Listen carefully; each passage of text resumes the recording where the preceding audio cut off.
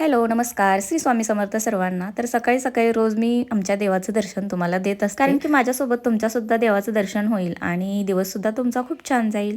आणि हे जे गिफ्ट आहे तर हे आम्हाला आमच्या इंजिनियरने दिलेलं होतं वास्तुशांतीच्या वेळेस आणि खूप छान असं गिफ्ट आहे.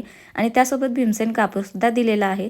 इलेक्ट्रिकसुद्धा भेटतो, पण हे मला खूप आवडलेलं होतं. त्यानंतर रांगोळीसुद्धा काढलेली होती आणि आमच्या उर्वीला रांगोळी काढलेली पटतच नाही, त्याच्यामुळे ती पुसून टाकते थोड्या वेळाने.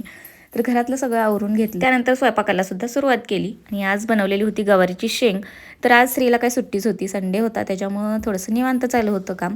त्यानंतर चपात्या बनवून घेतल्या. निवांत म्हणजे मी तसं पण लवकर काम आवरण्याचा प्रयत्न करत असते, जेवढं होईल तेवढं. त्यानंतर तासगावचे भाव आलेले होते आणि श्री चाललेला होता त्यांच्यासोबत देवाला. त्यानंतर चहा बनवलेला होता आणि बाहेर थोडंसं वातावरण छान वाटत होतं, म्हणजे ऊन पडलेलं होतं म्हणून थोडंसं बाहेर आले.